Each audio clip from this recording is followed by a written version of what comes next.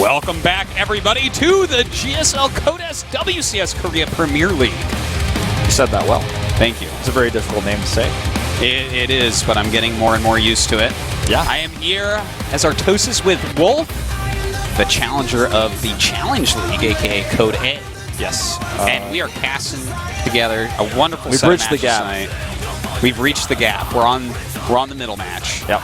It's going to be flying against Soulkey. I think this is going to be a match where Soulkey has a massive advantage. Either the advantage that Flying has in this group is his weirdness, his strangeness, his unpredictability, but if you practice with somebody like this, then it can definitely help you be able to defend. But at the same time, in a team kill match, you usually see crazier things than normal, Yes. and he could go to next level crazy.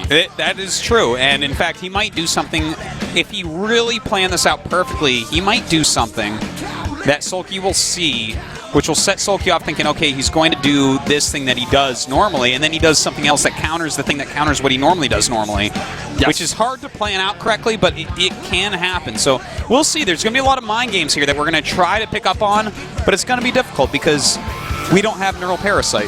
No, definitely not. No, we're both Terrans, actually, even though we well, I guess you play some Terran, but... I play mostly Pross these days. Oh, you went back? Okay. I went back. Yeah. I feel like Terran's more your style, but okay.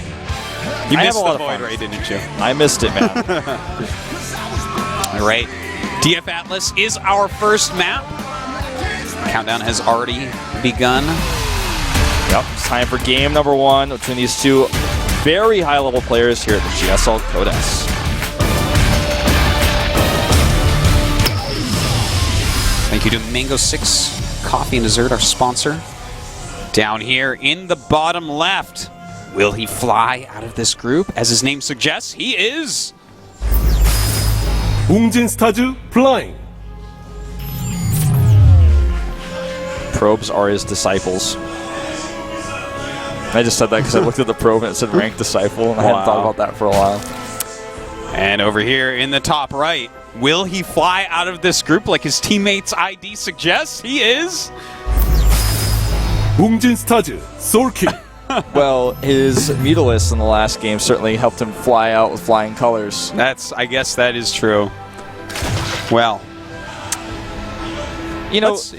this is a weird situation to have a team kill like this. In this case, it's kind of a team promotion. I don't like to use the word team kill since whoever wins goes into the Yeah, that's true. the finals. Nobody gets killed. They just go down to the final round. But Yeah. I'm expecting to see some really, really strange build for Flying come out here. How about a cannon rush? That would be really, really good for him, and he's going to start the Forge. Yep. He's going for a cannon rush. So he's expecting that there will be a hatchery first. There is not, in fact, a hatchery first. Soulkey is playing it safe here, and that's a good choice because I would expect Flying to do something like this against Soulkey. Yeah. And this is a two-player map, too, so he knows the possibility is quite high. And he's going to see that creep and be like, oh, a spawning pool. Now, he's not going to do any sort of cannon shenanigans here. He's not going to do any shenanigans. There's really not any point. The Zerglings would be out in time. You know, he took a small risk, and it's not... He lost some economy for it, but it's not so terrible. He can also continue to buy some time here with the Probe. That's a really cool-looking Dark Templar. That's an awesome shirt. Or is that a Zealot? That is a Dark Templar. That's Zeratul, actually. That's a great Zeratul shirt. himself. Yes. I think that is actually a different Dark Templar cosplaying as Zeratul. Are you sure it's not really actually Zeratul? I don't think so. You think it's a depiction of Zeratul? Well, it would be a depiction of Zeratul no matter what. But I don't know that someone looked at Zeratul to draw that.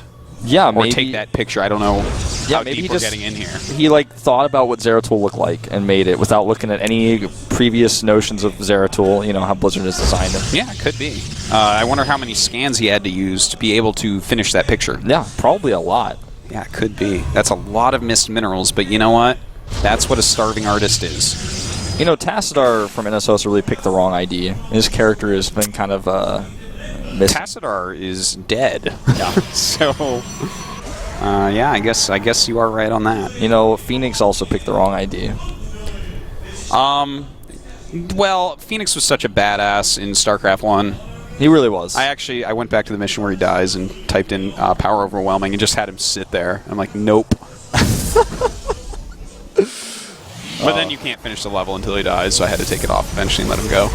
Yeah, that's if you guys have not played the StarCraft 1 campaign, I know most of you probably played Wings of Liberty and Heart of the Storm already. Definitely go back and check that out. It's absolutely worth it. It's a great story. Yeah, it's pretty fun too, actually. A lot of backstory into Nerud and that whole stuff, Stukov as well. Nerud? Oh, you mean Duran? Yes. Yeah. I'm like, shh, you spoiled it. I think you're spoiling something for me. I haven't touched the single player of Heart of the Storm yet. Oh, you haven't played that yet? No. So now I know that Duran's back. Sick. But you're the one who said Duran. Like, I don't know. Well, no, Duran, man. He's from StarCraft 1, so. Exactly. Well, the core finishes up here, and we're going to find out if he's going, well, here before I can say it, he's going Stargate. Yeah, in fact, he throws it down before he gets a Stalker or a Warp Gate research, which is fine. The placement that he has of it, I don't think it's going to get scouted at all until he wants it to be scouted. Yeah, he's going to, you know, with this positioning, probably go for Phoenixes. We very rarely see Void Rays anymore. Yeah. Yeah, you know, because it's flying, we could see anything. In fact, if he went Oracle, I would not even be surprised because he is flying. But no +1 here, so it's not going to be like make a Phoenix, send it out for Overlords. He's going to pool whatever it is that he's making. Well, he's going to pool it if it's Phoenixes at least. Yes. I shouldn't say he's going to pool Oracles because you might just want to move out with that if you go. Yeah, you know, pooling Oracles would be a bit weird. Yes. And this looks like it's going to be a pooling Phoenix. Mm-hmm. And that certainly is what we should be seeing here. We might see flying open up pretty normal. But you know what I'm feeling, Wolf? Uh-oh, this is a bit weird. Oh my god, okay. Well, this is crazy. I want to talk about this a lot, but before we talk about why he did this, we have to watch it unfold. He's going to be able to unpower this Stargate for sure. that is about as annoying as you could ever get. And in fact, it looks like he's going to lose some probes. He's definitely losing a lot of mining time and a lot of gas. Stalker maybe barely gets it down the ramp. Wow, this is incredibly annoying. He's hiding the rest of his links, and if he sees an opportunity, he's going to run in with them. Yeah, but very smart wall going up there. He knows that this is a possibility. In fact, making another cannon, which is smart. Look how much he's slowing down the Phoenix production. Yeah. At this point, by the way, you're supposed to send that Phoenix out. Yes, and he needs to... I'm even a little bit surprised he's making a cannon here. That's probably not going to work. Well, he's in a pretty bad spot here, right? Most Protosses would have a mothership core somewhere around here. That would really be helping him, but in fact, he's just going to lose all these units. Sentry and Stalker are going to go down here. Soulkey is so far ahead right now, I don't think that he can lose. I mean, he's already killed a ton of probes. He's killed those units. He delays the Stargate. He's actually going to start attacking it now. There's nothing anything can do about it. The cannon's not going to reach. And he forced cannons in the first place, which costs money. You know what he's doing? He's going to go right into Spire. He's adding a bunch of gases. His layer's almost done, and he's going to kill the Stargate with one Phoenix out, and he's... Oh, my God. He's going to lose so many probes here. Yeah. He will save his Stargate with this. Okay, possibly. No, I don't think he's even going to do that. So, yeah, game number 2. What map do you think that Flying is going to choose? I would have to say Vestige. Vestige? That's No, you don't think he'll go Akalon?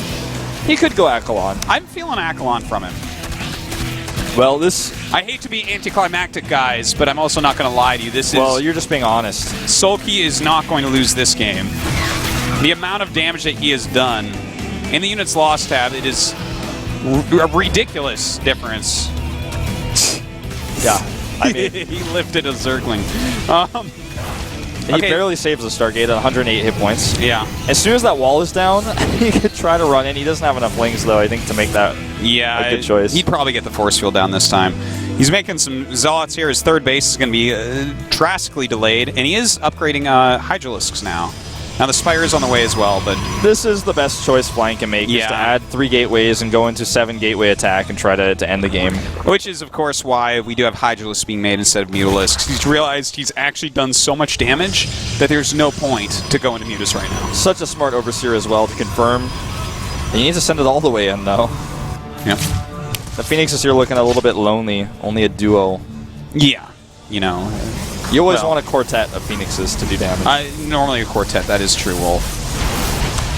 But, you know, what does Flying really... Does he have any chance here, do you think? No, Any chance at all? He's got no cards in his hand, really. He's got such a small army that's already been countered by the Hydralisks, which are even walking across the map.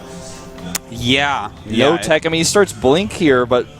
It's not going to be ready in time for the attack, and even once it is ready, it's not going to grant him very much. No, and In fact, he might go for like a Blink +2 all-in, but the amount of units, like, there is no question that Soulkey will be maxed out when this is actually in full swing. Yeah. And notice that Soulkey pooled a lot of resources. He keeps checking with his overseers before he moves out with, or before he starts using his larva. Yeah. You could tell he was thinking about starting some Mutalisks. Then he was like, "Nah, I see you still have some Phoenix production going on, and you have a lot of Stalkers, so I'm going to keep with the Hydras for now." It's a smart way to play. As long as you keep your Overlord count up and you're getting enough larvae, you can actually pool a lot of larvae and a lot of money so that you can just counter exactly what's coming. So I'd love to see that type of play here from Soulkey. It's something we don't see enough from top Zergs. Yeah, he's just very patient here. He knows he has the game essentially won. It's his game to lose. In this Nexus, when it gets scouted, he's going to move in with the Hydras, and the Phoenixes fly over them, speaking of which. Got to be very careful about that. Phoenixes can beat Hydras when there's a similar number, but when it comes to how many Hydras do we have now? I think nearly 30. Against 3 or 4 Phoenixes? Well, basically 3. That one is so low on hit points. Yeah. Well, he's just trying to see where the unit is and what units are being added to it, but, oh my god, he actually made a 3rd Nexus. Well, I mean, maybe, no, never mind. He doesn't have the maybe Mothership with Core. Great Force Fields. He doesn't make Mothership Cores. He's not into that unit. Yeah. He thinks it costs too much, 100 minerals, 100 gas. Well, he's going to wish he had it instead of one of these sentries because, Yeah. oh, he's going to lose his Phoenixes if he's not careful. There he goes, moves them, but he has enough units he can send Hydras on both sides. Oh, yeah. The army supply is nearly double, 136 to 76. The Stalkers blink forward here, catch a few units, but this draws him off guard for the 3rd base. Yeah, that 3rd base was never really going to work out for him anyways, so he may as well thank Soulkey for forcing him to cancel it. Yeah. It's kind of like that restaurant you think about having, you know, after you quit your day job, but you're never really going to actually do that. It's hard to turn a profit in the restaurant business, and you shouldn't really just overestimate yourself or underestimate that. It's really just kind of a dream you have. Yeah. Which, I mean, follow your dreams, but be very careful about going into that business. Yeah, you never want to start a restaurant, especially when you've got 30 Hydralisks coming down your throat. No, certainly not. He's actually going to get a good angle especially here. a restaurant with roaches is the absolute worst. Yeah, I mean, you need to hunt the Zerglings if you're going to grill them at your Zergling barbecue place, but when the Zerglings are hunting you, that's when you have a big problem. Yeah, well, they only actually eat Zerglings in Australia, so that's fine. He's trying to pick off units here, but it's just an overwhelming force. Yeah, he blinks right on top of those roaches and force fields down there. Of course, he's going to have to cancel that 3rd base once again. Flying, he's doing a good job with what he's got. He's hanging by a thread. That to him. Yeah, which is, I mean, that's a lot for how this game started. Certainly so, but the economy is just too much. Even if he picks up Hydra here, Hydra there, it's just an overwhelming number. Now he's losing so much of his shields. There's Swarm Hosts on the way behind this, and this is going to be the end of Game 1 for Flying. Yeah, he's as dead as you could possibly be. Goodbye, GG. All right. Actually, a kind of interesting game where, he saw the type of wall, the Stalker out. He went for those Speedlings. It was a smart move by Soulkey. I think what he knows is that oftentimes when he's hiding a Stargate like this, he'll send his Stalker to go over there without making a wall. He's probably studied this in his play. Yeah. Because he made the Lings before he saw the wall was there, saw the Stalker come to attack his Overlord, and as soon as the Stalker was attacking the Overlord, he ran in. Really, really well done. Definitely prepared. And if there's a full wall, if he doesn't move the Stalker, then he has a few extra Lings. It's not too much of an investment for him. And look, the truth of the matter is, any time that your wall is not complete, you can lose because of it. And we've seen this countless times from countless top-end Protoss players. We've seen it happen to the best of them. If someone studies you and thinks that you may not at every moment have that wall shut, they will run Speedlings in there, and you will get completely scouted. You will lose probes, end the game. And some players, are better known for leaving their walls open than others, and Soulkey is the teammate of Flying, so he's probably figured this out. He studied some of the games they played back in the past, looked up some replays. Well, Akalon Least is the map. You were correct. A really great map to take a 3rd base on. It's a good choice, but he's going to have to be careful this time. He has to eat his crust if he wants to be able to beat Soulkey. Absolutely, man. He needs to eat his Brussels sprouts as well. Brussels sprouts.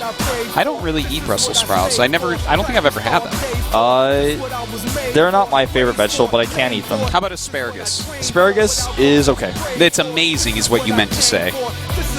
It depends on how it's cooked. If it's cooked properly, I love it. Oh yeah, no, you just fry it up in a pan with butter, man. That's the way to cook it, actually. Just make sure you don't overcook it or undercook it. Because then if you undercook it, it can be a little bit too chewy. Overcook it, it's not very good. That's true. That is very true. Well, let's go into game number 2 here. Flying has a lot to prove. Shaky game number 1. Can he turn it around? Tie the series here at the GSL Korea? Let's find out.